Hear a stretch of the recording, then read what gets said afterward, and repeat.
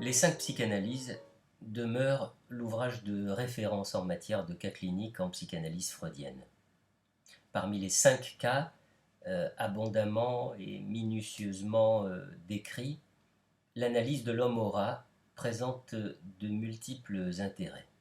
Tout d'abord, c'est en traitant ce cas que Freud a découvert la névrose de contrainte ou névrose obsessionnelle. Le récit fait par le médecin viennois fourmille de remarques très éclairantes et apporte des éléments précieux qui vont lui permettre de dépasser certaines difficultés inhérentes au transfert et de formaliser quelque temps plus tard la fameuse règle fondamentale, condition essentielle pour que la cure apparaisse comme un espace et un temps à part. L'homme aura s'appelle Ernst Lanzer. C'est un jeune juriste qui souhaite entreprendre une analyse pendant son service militaire et qui rencontre Freud en octobre 1907.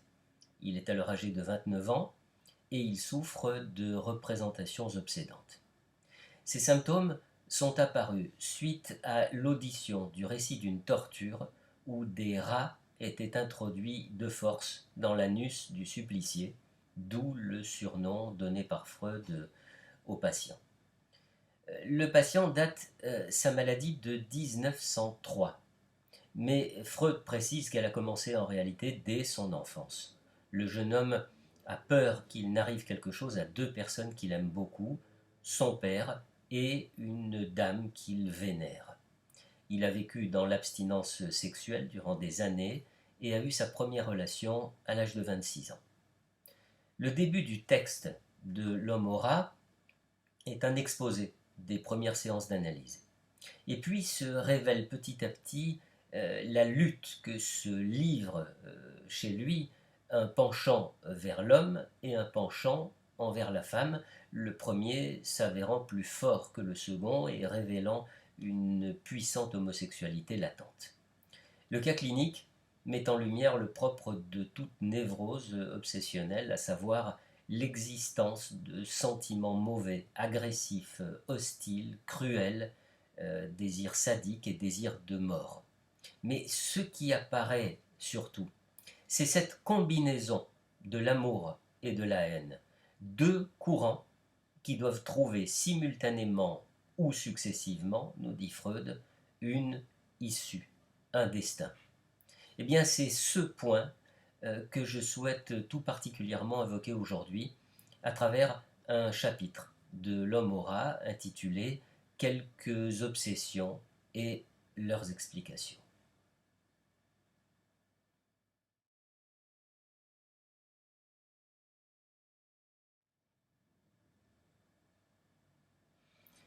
Les obsessions paraissent, on le sait, soit immotivées, soit absurdes, tout comme la teneur de nos rêves nocturnes.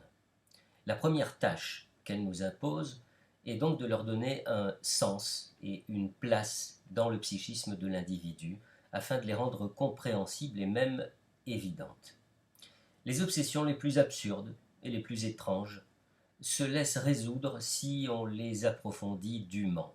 On trouve la solution cherchée en confrontant les obsessions avec les événements de la vie du patient, c'est-à-dire en cherchant à quelle époque apparaît pour la première fois une obsession donnée et dans quelles conditions elle a coutume de réapparaître.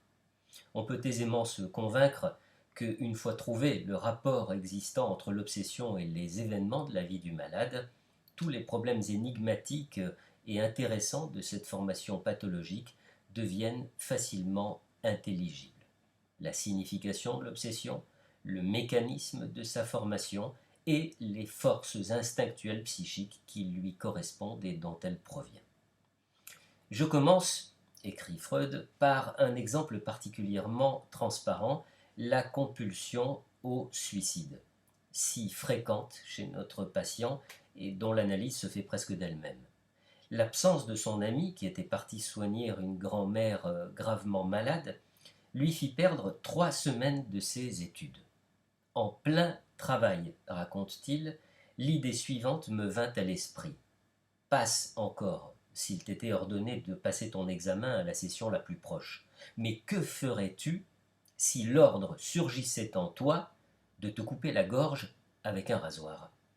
Je compris immédiatement que cet ordre venait d'entrer en vigueur. Je me précipitai vers l'armoire pour prendre le rasoir, mais je pensais non, ce serait trop simple. Va et assassine la vieille femme. De terreur, je tombai par terre.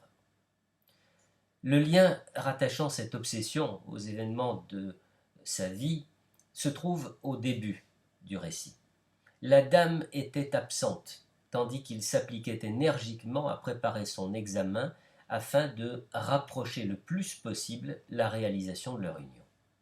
Il fut alors pris, pendant son travail, d'une nostalgie de l'absente et se mit à songer aux raisons de cette absence. Ainsi se produisit en lui ce qui, chez un homme normal, eût pu être un mouvement de colère contre la grand-mère de la dame, et qui pourrait se traduire ainsi: pourquoi cette vieille femme doit-elle tomber malade juste au moment où j'ai tellement envie de voir mon ami? Il faut supposer, chez notre patient, quelque chose de semblable, mais de bien plus intense, un accès de rage inconsciente qui, accompagné de nostalgie, pourrait se traduire par l'exclamation: ah, je voudrais y aller et assassiner cette vieille femme qui me prive de mon ami. Ce qui est suivi du commandement: tue-toi pour te punir d'avoir de pareils désirs. Tout ce processus apparaît à la conscience de l'obsédé, accompagné des affects les plus violents, mais dans l'ordre inverse. Punition d'abord, et à la fin, mention du désir coupable. Une autre des compulsions fut moins facile à élucider. Ce fut une compulsion au suicide indirect, et qui dura quelque temps. Un jour, pendant une villégiature, il eut l'idée qu'il était trop gros et qu'il devait maigrir. Il se mit alors à se lever de table avant le dessert, à se précipiter en pleine chaleur d'août, sans chapeau, dans la rue, et à gravir les montagnes en courant pour s'arrêter baigné de sueur. L'idée du suicide apparut une fois, sans déguisement, derrière cette manie de maigrir.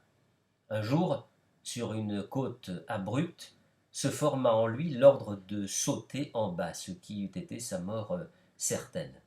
La solution de cette absurde compulsion, le malade ne la trouva que lorsqu'il lui vint à l'esprit un jour qu'à cette époque, son ami séjournait au même endroit, mais en société d'un cousin anglais qui lui faisait la cour et dont notre patient était très jaloux.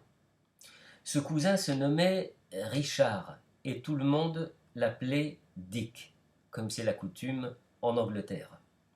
Dick en allemand signifie gros, et c'est ce Dick qui l'eût voulu tuer. Il était au fond plus jaloux et plus furieux qu'il ne voulait se l'avouer, et c'est pourquoi il s'imposait, pour se punir, la torture de la cure d'amaigrissement. Si différente que puisse paraître cette compulsion de la précédente, l'ordre direct de se suicider, un trait important leur est commun. Leur genèse en tant que réaction à une rage extrêmement violente, soustraite au conscient, rage dirigée contre la personne qui trouble l'amour. D'autres obsessions, bien qu'ayant aussi trait à l'ami du malade, permettent toutefois de distinguer des mécanismes et une origine pulsionnelle différente. Pendant le séjour de la dame à la campagne, il se créa, outre sa manie de maigrir, toute une série d'autres compulsions qui, en partie du moins, se rapportaient directement à elle. Un jour, faisant avec elle une promenade en bateau, un vent très fort s'étant élevé, il dut la forcer à mettre sa cape, car il s'était formé en lui le commandement « il faut que rien ne lui arrive ». Ce fut une sorte de compulsion à protéger, dont voici d'autres exemples. Une autre fois qu'ils étaient ensemble pendant un orage, se forma en lui la compulsion d'avoir à compter jusqu'à 40 ou 50 entre l'éclair et le tonnerre, sans comprendre pourquoi. Le jour du départ de la dame, notre patient heurta du pied une pierre dans la rue. Il dut l'enlever de la route, ayant songé que dans quelques heures, la voiture de son ami, passant à cet endroit, pourrait avoir un accident à cause de cette pierre. Mais quelques instants après, il se dit que c'était absurde et dut retourner remettre la pierre au milieu de la route. Après le départ de la dame, il fut obsédé par une compulsion à comprendre qui le rendit insupportable au sien. Il s'efforçait de comprendre exactement chaque syllabe de ce qu'on lui disait, comme si, sans cela, un trésor important allait lui échapper. Il demandait continuellement « Que viens-tu de dire ?» Et lorsqu'on lui répétait la phrase, il prétendait avoir entendu d'abord autre chose et restait insatisfait. Toutes ces manifestations de sa maladie dépendaient d'un certain événement qui dominait à cette époque ses relations avec la dame. Cet événement avait eu lieu à Vienne avant son départ à la campagne, lorsqu'il était en train de prendre congé d'elle. Il avait interprété l'un des propos de celle-ci comme étant destiné à le désavouer devant les personnes présentes et en avait beaucoup souffert. Or, à la campagne, ils eurent l'occasion de s'expliquer et elle put lui prouver que le propos, si mal interprété par lui, avait été destiné à le sauver du ridicule. Il se sentit de nouveau très heureux après cette explication, et l'indication la plus claire de cet incident est contenue dans sa compulsion à comprendre, qui est constituée comme s'il s'était dit « Après cette expérience, si tu veux éviter des souffrances inutiles, il ne faut plus jamais te méprendre sur le sens des paroles entendues. » Mais cette résolution contient, outre la généralisation de l'événement précité, un déplacement, peut-être à cause de l'absence de l'adoré, déplacement de cette personne si hautement respectée sur toutes les personnes inférieures à elle. D'autre part, cette obsession ne peut être issue uniquement du contentement éprouvé grâce à l'explication de la dame. Elle doit exprimer autre chose encore, car notre malade finit toujours par un doute désagréable relatif à l'exactitude de ce qu'on répète. Ce sont les autres compulsions provoquées par le départ de son ami qui nous mettent sur la trace de l'autre élément recherché. La compulsion à protéger son ami ne peut signifier autre chose qu'une réaction, un repentir, une expiation à une tendance contraire, donc hostile, dirigée contre elle avant leur explication. La compulsion à compter pendant l'orage peut être interprétée grâce au matériel apporté par le patient comme étant une mesure de défense contre des appréhensions de danger de mort. Par l'analyse des obsessions mentionnées en premier lieu, nous savons que les tendances hostiles de notre patient sont particulièrement violentes, semblables à des rages folles, et nous trouvons d'autre part que malgré la réconciliation avec la dame, cette rage continue encore à former les obsessions. Par sa compulsion à douter de ce qu'il entend, il exprime son doute persistant d'avoir bien compris son ami lors de leur explication. Il doute par conséquent qu'il faille considérer les paroles de celle-ci comme une preuve d'affection. Le doute, dans sa compulsion à comprendre, signifie donc qu'il doute de l'amour de son ami. Chez cet amoureux, une lutte entre l'amour et la haine éprouvée pour la même personne fait rage, et cette lutte s'exprime d'une façon plastique par un acte compulsionnel à symbolisme très significatif. Il enlève la pierre du chemin de son ami, mais annule ensuite ce geste d'amour en la remettant en place afin que la voiture s'y heurte et que son ami se blesse. Nous aurions tort de considérer que la seconde partie de cette compulsion fut inspirée par le sens critique du malade, luttant contre ses actes morbides, signification que le malade voudrait lui attribuer. Ce geste étant accompli compulsivement, trahit par là qu'il faisait aussi partie de l'action pathologique, mais qu'il fut déterminé par un motif contraire à celui qui provoqua la première partie de l'action compulsionnelle. De tels actes compulsionnels à deux temps, dont le premier temps est annulé par le second, sont des phénomènes caractéristiques de la névrose obsessionnelle. La pensée consciente du malade se méprend, bien entendu, sur le sens de ces compulsions et leur attribue des motifs secondaires. Autrement dit, elle les rationalise.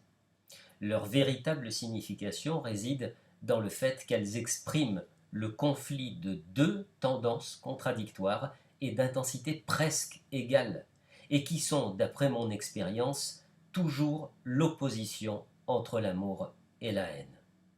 Ces actes compulsionnels à deux temps présentent un intérêt théorique particulier, car ils permettent de reconnaître un type nouveau de formation des symptômes.